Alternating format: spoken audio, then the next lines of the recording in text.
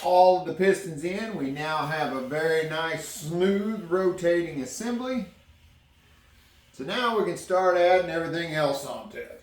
I think right now we'll start with the windage tray, get it back on the bottom of the engine. Okay, a combination of pressure washing, degreaser, scrubbing.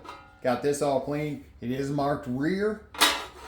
Drop it on, then we'll put all the nuts on except for this one, and that one holds the pickup tube. We'll put it on afterwards once we get the oil pump on.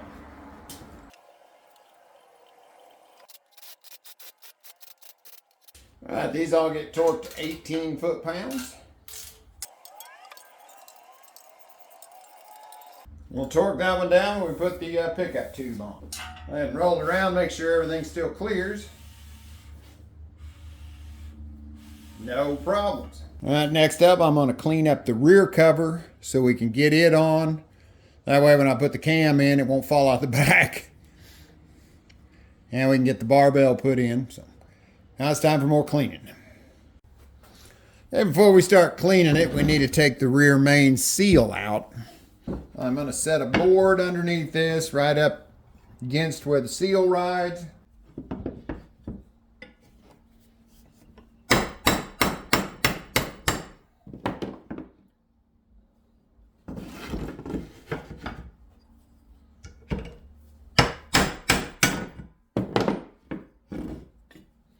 And there we got the old seal out. I figured while the weather outside is nice and I can do some pressure washing, we probably ought to get this pan cleaned up. Last night I cleaned up the front and rear covers for the engine, so get the pan cleaned up. We could button up the bottom end. Right now this has got the factory pan gasket on it, and it's got a couple of rivets. So I'm going to have to drill those out first off.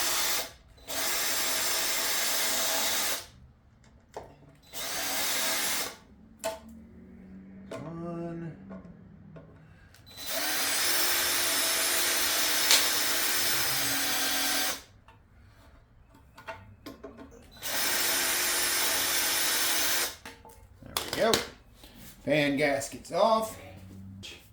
Knock the rest of the rivet out. That way it doesn't end up somewhere I don't want it to accidentally. Now, as much as I like the Batwing oil pans for all the extra baffling, I'm not sure that I would like it as well as if it was a early model one that was one piece. This being the later model two-piece, I can take it apart and clean it properly. All right, we're down to just the ring of bolts and two here that hold the pan together.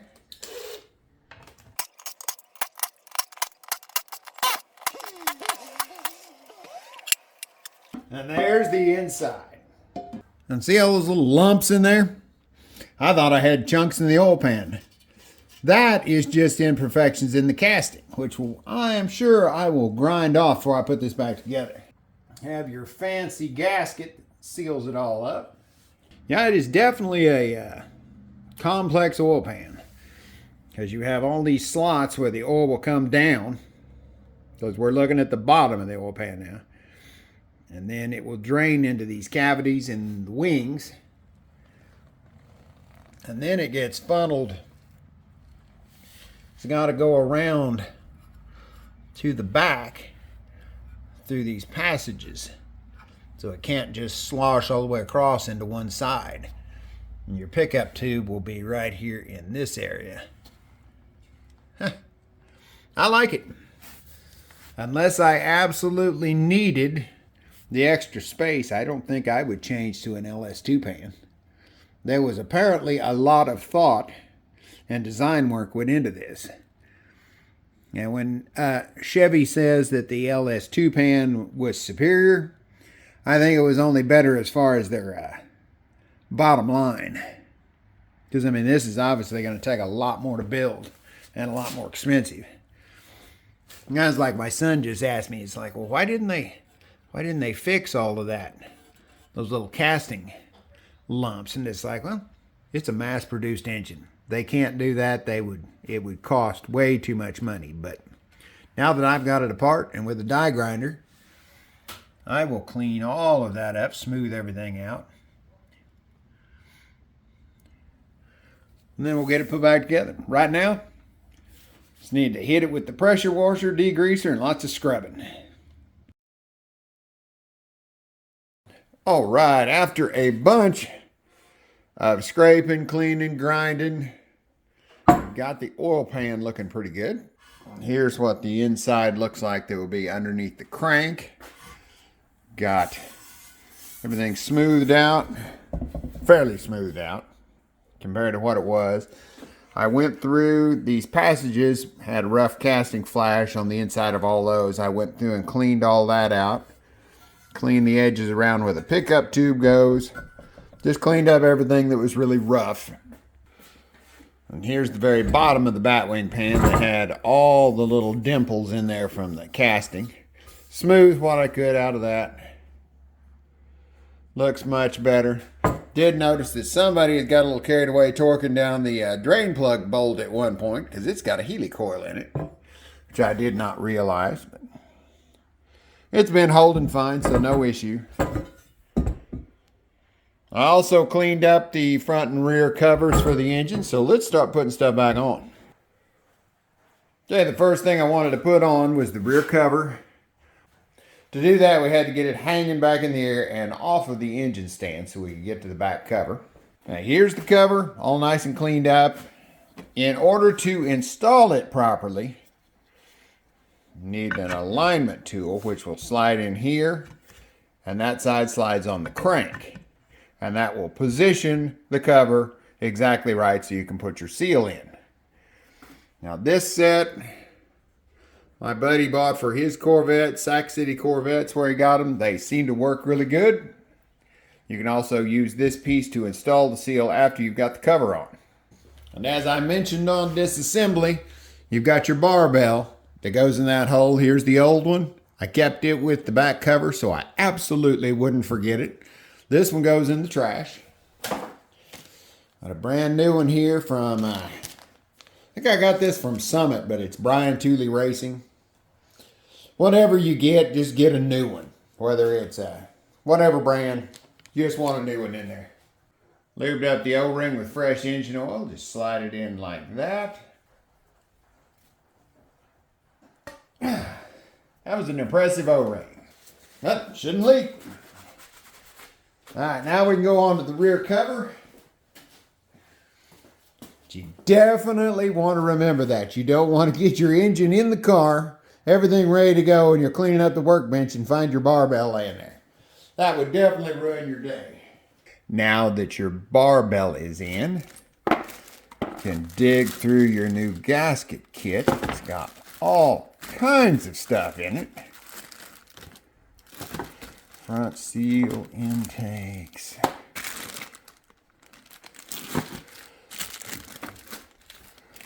Got it all. Which is dang well better. Pads for under the intake.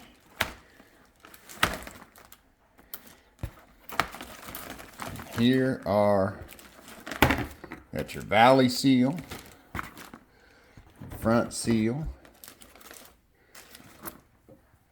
and your rear seal. Get it, we'll hang it in a couple of bolts with the cover and get it lined up. And get your new gasket on there in the right direction. And we will hang it with a couple of bolts here at the top. Now the holes in the gasket have O-rings on them built into it around the bolts. So it's a nice snug fit. But your cover still has plenty of room to move. So that's where the alignment comes in. Got the tool lubricated on the O-ring, a little oil on the inside. Start working it in. Ouch.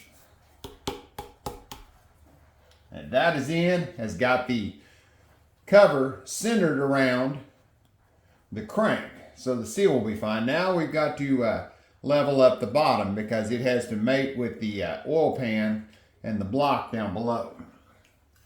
And you take a straight edge, You can catch the edge of the block there, you can catch the edge of the block there, and just make sure it is straight all the way across.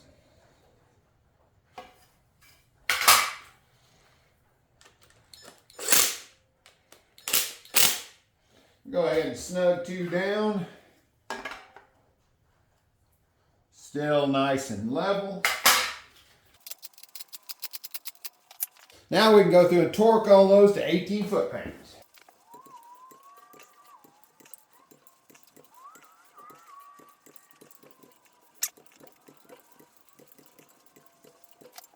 Bottom still looks good. That's in place.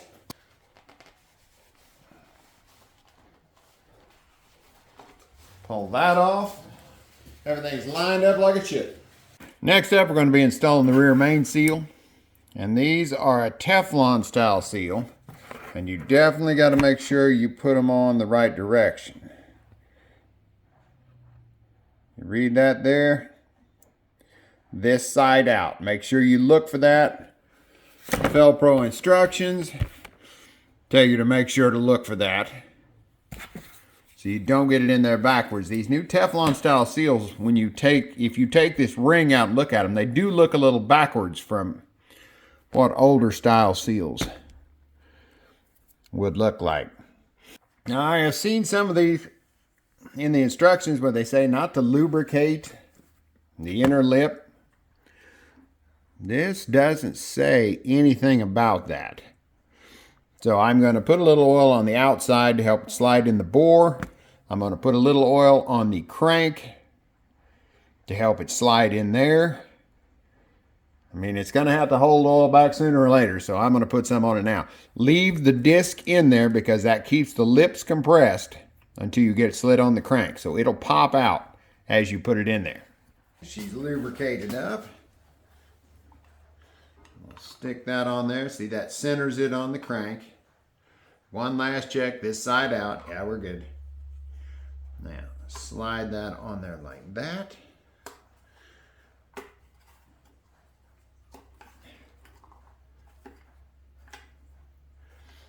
Now that popped off. Take a close look, make sure everything looks like it went on right there, where it goes on the crank.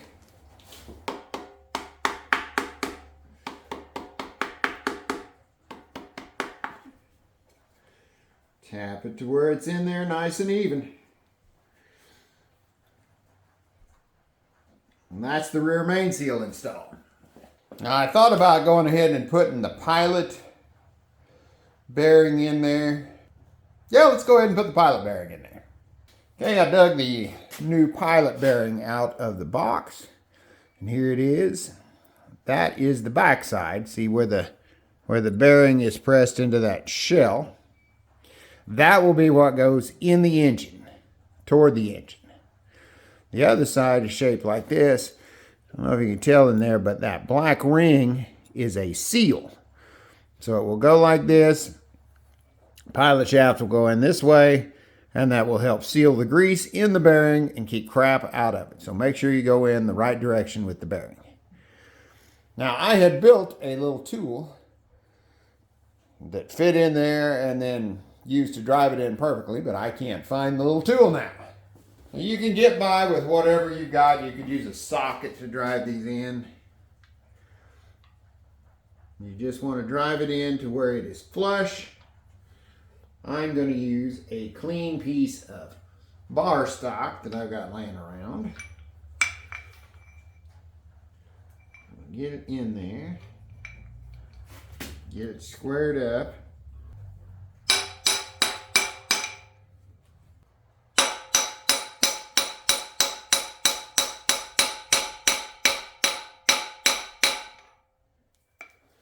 Tap it in there to where it's flush with the crank.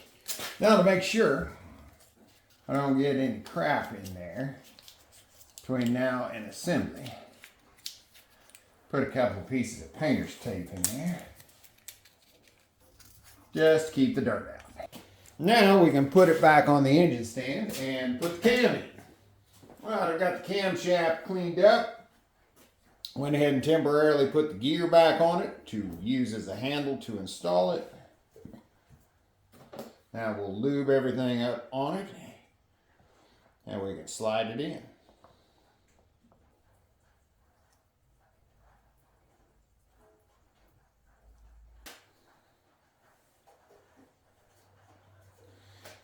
All right, in it goes.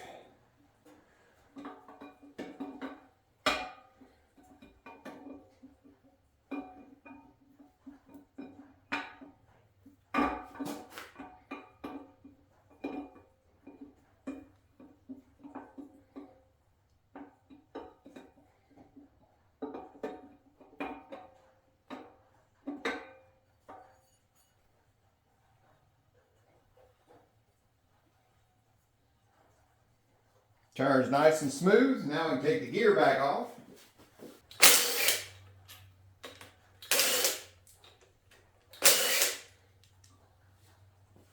All right, next up we got the new cam retainer plate to go on there. You need to replace this because it has the seal.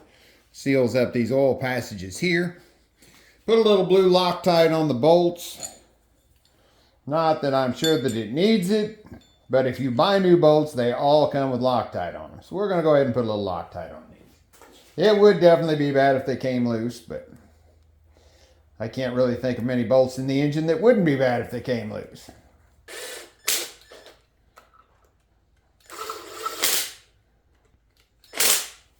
Need to get torqued to 18 foot-pounds.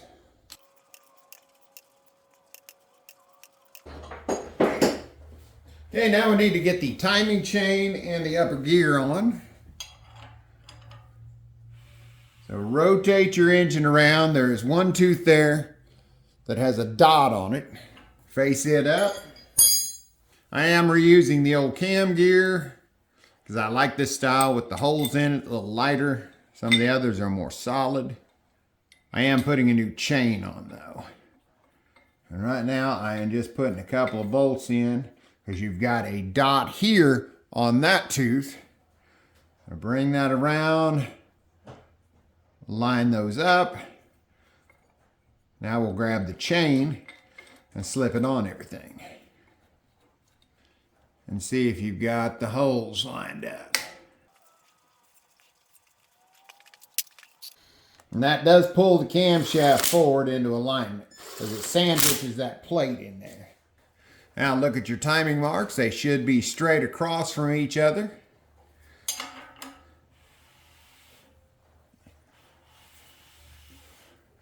It's a 2-to-1 ratio. So we'll make 2 revolutions. And everything lines back up. Center line, dot, dot, center line. So that's timed perfectly. Now we'll torque those bolts down. They go to, what do they go to? They go to 26 foot-pounds.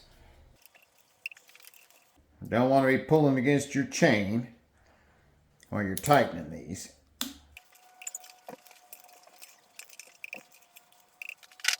And that's on there. Now we'll slide the little block back in here.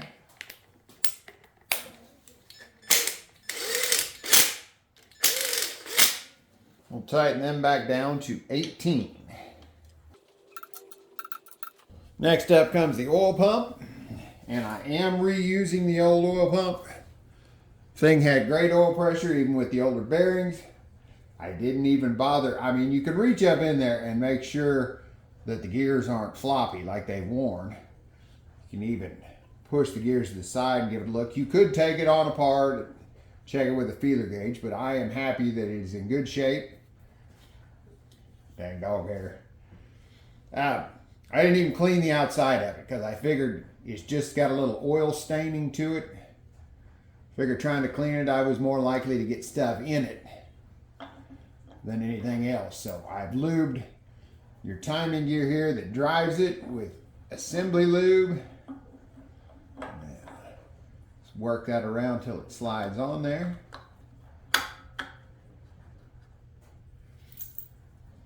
And we can install the 4 bolts.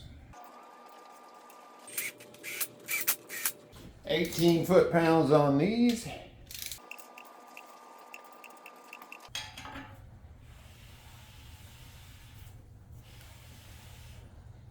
Everything's still good. Go ahead and flip it over and put the pickup tube on it.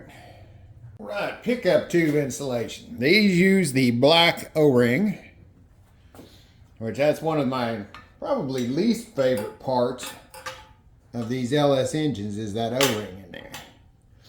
Because this one was only 5 years old and it was already hard as a rock. The one I took out. As I put that in there when I did the cam swap. And I did have oil pressure issues on the Yukon, I think winter before last, where it was an O-ring issue. So, not my favorite part, but it's what we got to go with. Put that on, nut on. Nut goes to 18 foot-pounds. Small bolt here goes to 106 inch-pounds.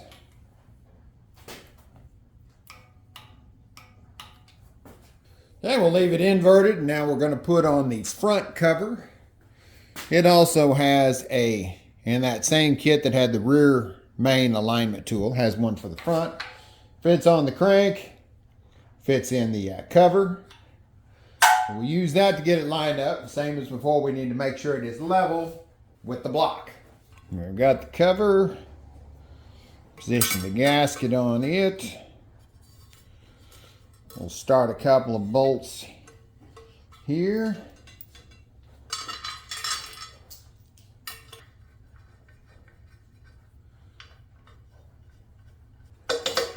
Then leave them loose enough that the cover moves.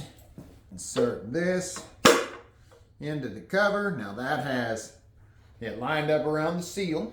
And like before,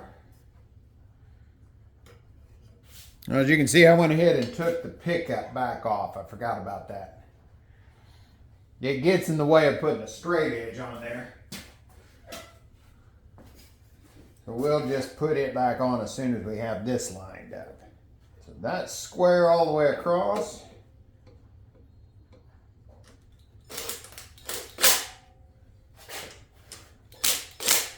Go ahead and snug down a few bolts so nothing will move.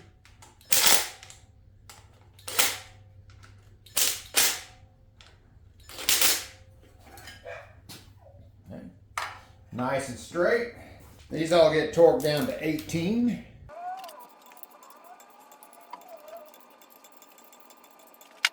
Well, we'll just put the oil pickup tube right back in place. Snap that O-ring down. Well, it didn't take any time at all to take that back off, and sure made it a lot easier to line that up. Okay, let's pull this seal guide out. Now this new seal is not marked inside and out that I can tell. But the way you want to put it in is see how that side should face into the engine. That way when you slide the balancer pulley in, it will be pushing the seal like that. Otherwise, it would fold the seal lip over. So the flat side goes out.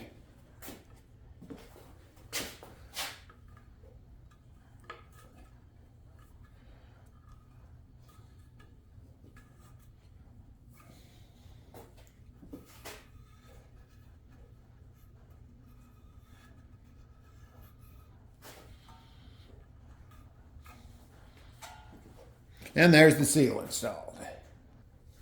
Now we can go to pan installation. This is one of the few places that these engines use a little bit of silicone. Right here where this joint is, the four corners on it. So we end up putting a little dab of silicone on each corner. And the gasket is actually made. And you see that right there? Those are on the corners, a little spot for the silicone to go into. We're going to take a little solvent. Clean those areas. Go ahead and wipe down the whole surface.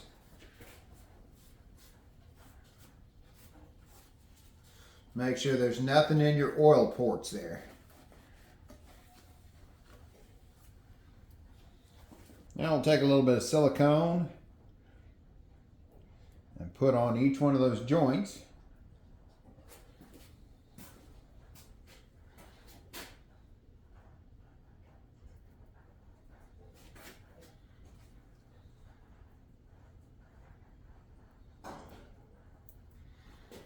Now you went and put a little silicone in those grid patterns on here. So we'll set that down, get it lined up like we need it. Then we can take the trusty old Batwing. Make sure it's spotless. Set it down on here. Now I haven't put the lower part on yet. Figured I'd just go ahead and do it like this first. Be easier to bolt that on later. You start working your way around, putting your bolts in. And just like the rest of the covers on these engines, don't tighten them down yet. You got to do some alignment. And don't forget your two long ones that go down to the bottom. The alignment issue we have with the pan is that the bell housing bolts on, and then it also, the lower part bolts into here. And the lower part is pinned to the upper part, so it is in a fixed position. So this pan needs to be aligned with the rest of it. So I'm going to pull it off of the stand here again and hang it, and we'll temporarily bolt the bell housing on the back to make sure everything's aligned. Then we can tighten the pan down. Now here's the top half of the bell housing. There's the alignment pins that go to the bottom half. So we'll go ahead and this fits on alignment pins here. I'll put that on. I'll just put in these two bottom bolts to hold that in place. It's up against their solid. Now we'll take the lower part, put it on its pins, put a couple of bolts in there to hold it on. Down at the bottom here, you can see where that butts up against the pan. I'll put a couple of bolts in there.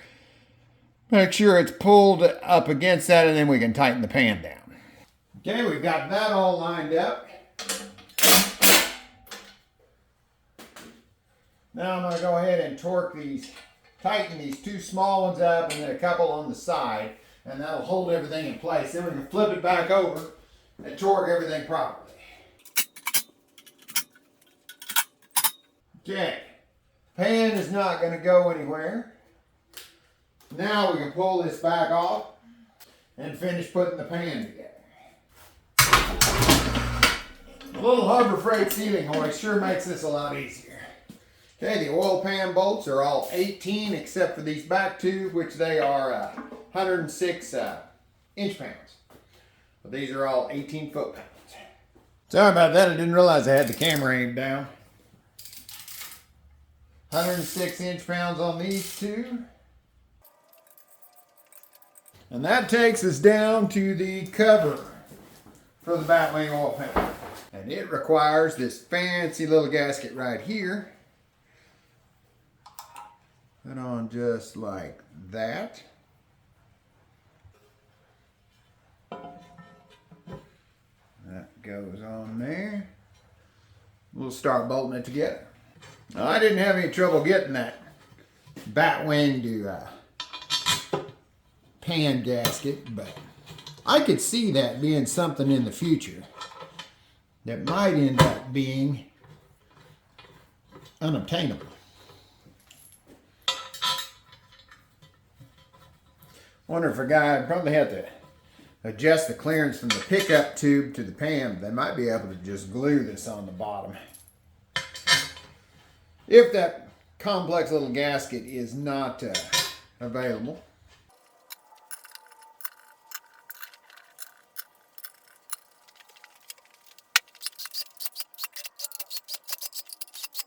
"106 inch pounds.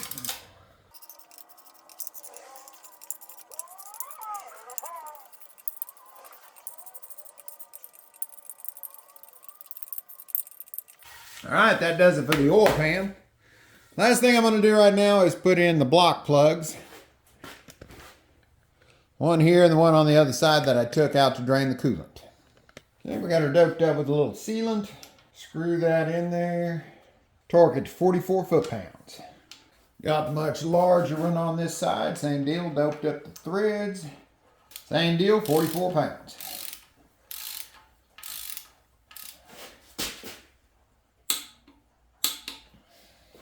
And that's a short block.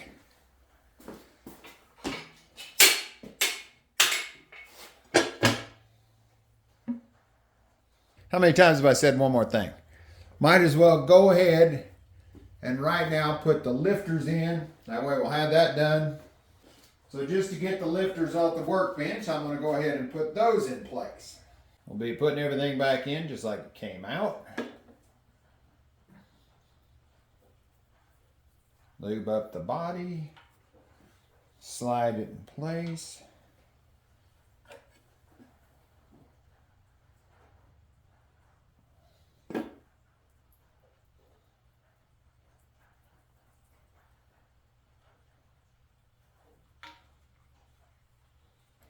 And I'll look straight, wiggle it around a little bit till they all engage. Let me go find the torque spec for that bolt, so I didn't write it down. I should have known they're 106 inch-pounds.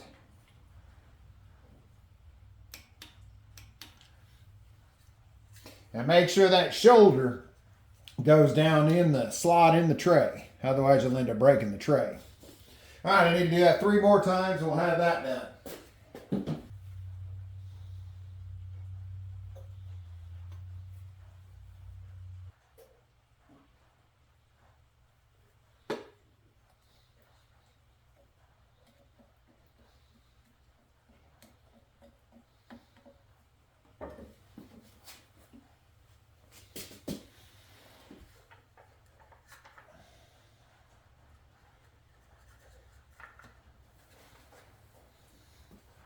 See that? I worked smarter. Hope you were paying attention because it doesn't happen very often.